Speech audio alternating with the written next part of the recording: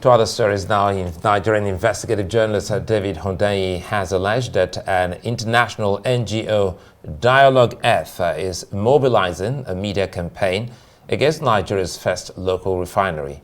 In a series of posts on Twitter over the weekend, Hundeyin said the NGO tried to bribe him to write an article discrediting Dangote Refinery. He claimed he was offered 800,000 naira, that's the equivalent of 500 US dollars, to write a smear piece against the refinery under the pretext of environmental concerns.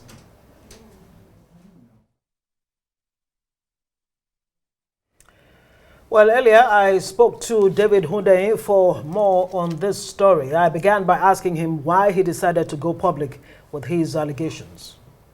I thought that it's in the public interest. People need to know that there are external interests that have some sort of a stake or some sort of an interest in the preservation of the energy poverty that Nigeria and West Africa have historically faced. Um, I don't believe that my going public with it in itself is going to change the world or anything like that. I don't think my profile is that powerful. However, I think that the power of public exposure is one of the last few real powers that regular people in this part of the world still have. I feel like a lot of the power that these foreign actors wield can be wielded because it's wielded in secret, because people don't even know that it exists.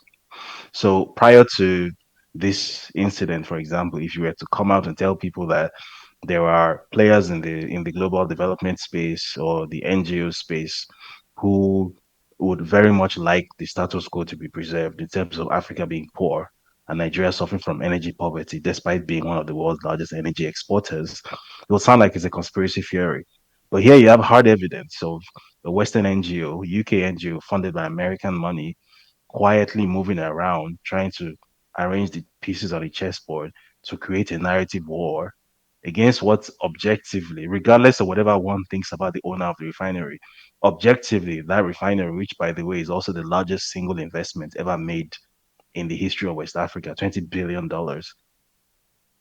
And there's this narrative war against this refinery being fought essentially by white people in London and New York. And then they're trying to use an African face to be the spearhead of this narrative war. That does not sit right with me. And I thought the public needed to know.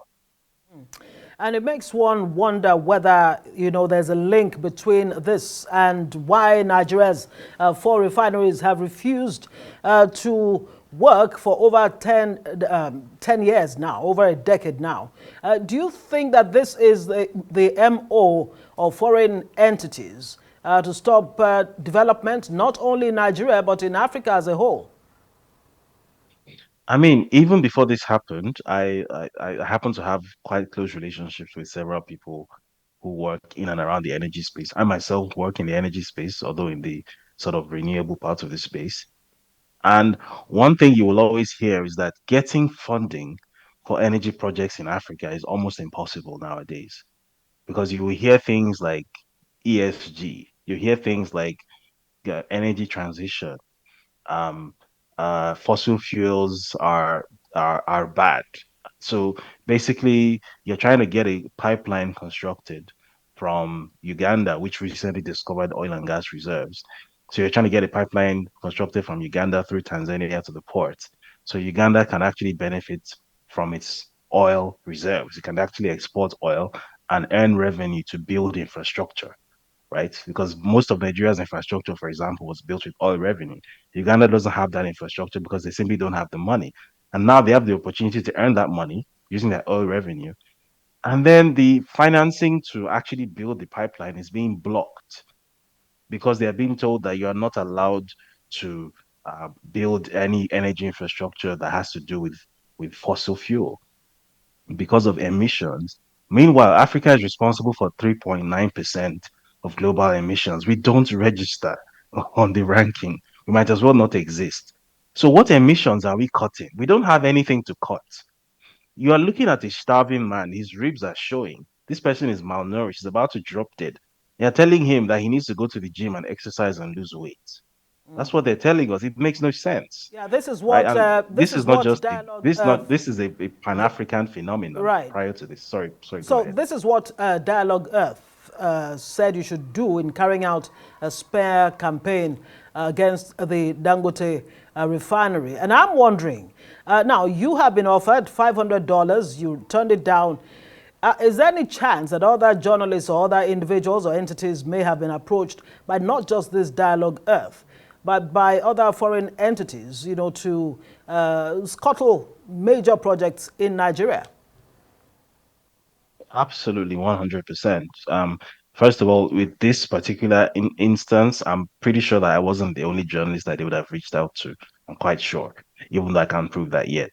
But even in the aftermath of going public, they already sort of mobilized a narrative response. So I'm not going to mention the name of the news platform or the journalist involved, but there's already been that pushback where they've sponsored articles in two major Nigerian online news mediums and referred to what I did as sensationalist, that essentially it's not that big a deal, that I kind of misrepresented what was being done, and basically that I'm an attention seeker, and I did it to, I don't know, to chase clout or something. That is really not that big a deal. That's the narrative that they've mobilized, and they've sponsored it and put it on two Nigerian media platforms already, who are happy to publish it as they always are. Moving away from Nigeria, I have personal knowledge of incidents like this where, for example, the EACOP, which is a pipeline that is supposed to connect Uganda and Tanzania to the port in Tanzania. There are native Ugandans and Tanzanians who have been paid by these foreign civil society actors. Their visas to the US have been facilitated to basically go to the US and speak to American audiences, including financiers and politicians and whatnot, and tell those people, influential people, that funding a project that is going to lift their African country out of poverty is bad for the environment, right? And these people will listen to them because it's an African saying it. Obviously, you cannot love an African's country more than the African himself. Meanwhile, they are being paid to do that. That may not necessarily be even what they believe. It's the NGO that is paying them money to do that. I think there's a very serious moral problem with that. And I'm wondering why $500? I mean, is that how cheap these foreign bodies see African journalists, like yourself? And is this the first time you'll be approached, to do such a hatchet job? And how did you, respond or react if it's not the first time? So clearly, that is how much they think African journalists or how much they think it takes to compromise an African journalist or to co-opt an African journalist's voice.